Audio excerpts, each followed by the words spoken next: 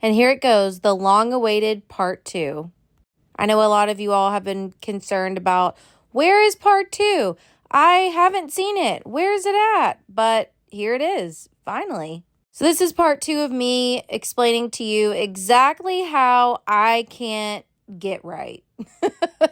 But no, seriously, in this video, literally everything and anything goes wrong that can possibly go wrong. I spill paint in my bathtub. I spill paint on myself. I break the light as I'm trying to take it off. Look, I fuck everything up in this video. So the amount of money spent on this day was exactly $0.00. Now, the bathroom fan that I kept telling you guys needed to be replaced, it was replaced. I don't think I have it in this video for a photograph or anything because it's on the ceiling, obviously. But it was replaced. However, it was my Christmas present from my grandparents. So I'm going to count that as $0.00. But if you must know, it was around $40 to $45, I believe. And as always, this is a tutorial of me doing this exactly by myself, DIY style.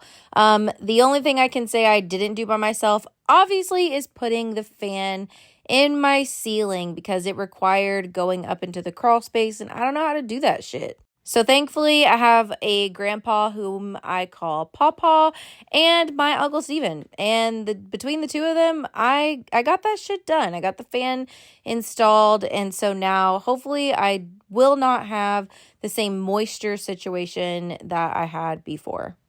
Here I am trying to literally do anything and everything I can to get the light bulb out. And then I decided, fuck it, I'm just going to take the whole motherfucker off the wall because I purchased new lights anyways.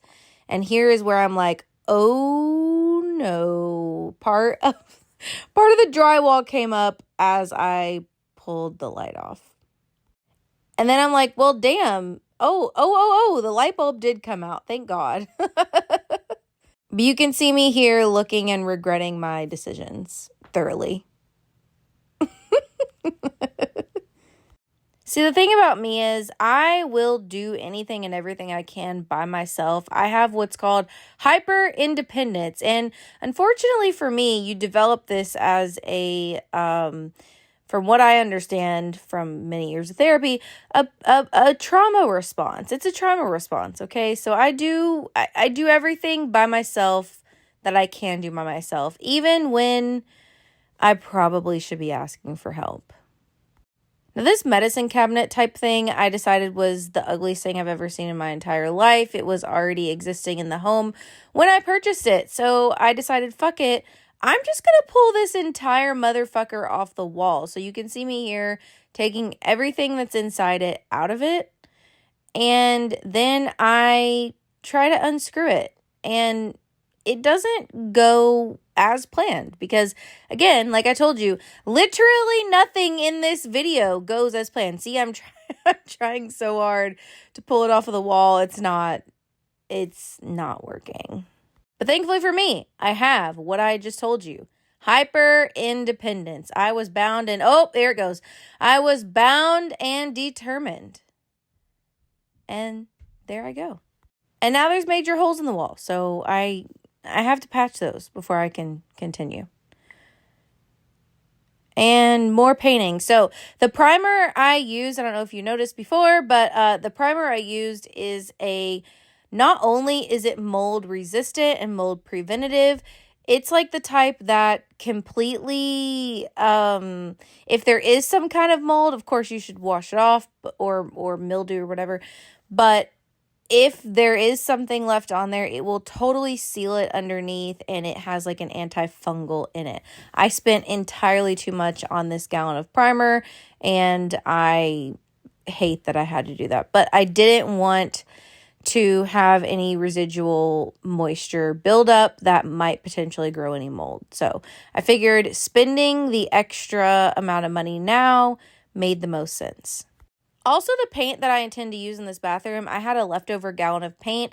It's like a gray color that I used in my bedroom. It's basically like, think agreeable gray, you know? I don't know that that's actually the name of it, but it's basically just a regular ass gray that everybody uses. Now, As I've painted this with all of this white primer, I actually really like the look of this bathroom in a super, super, super light color. So now even though the gray that I have is a pretty light color, I'm actually second guessing myself, and I might end up purchasing a separate gallon of paint.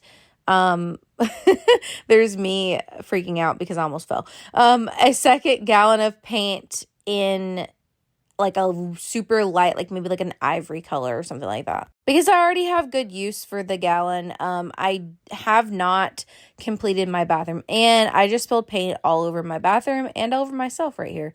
I have, like I said, good use for the gallon of paint because I can use it in my kitchen. I have not yet painted there it is all over my shirt. I have not yet painted my kitchen. So I have lived in this house since July. I moved in actually like right after 4th of July weekend of 2021. That's when I purchased the home, and I have lived here ever since. So I have completed every single room in the house except for this one right here, a bathroom, and the kitchen. I also have a laundry room that eventually I want to work on. The laundry room, interesting story, it used to be part of the garage. And so now, because someone restored, there I am still trying to balance. Look at me. Oh my gosh. It's like the smallest little spot for my feet to sit. Look, I'm like, oh no.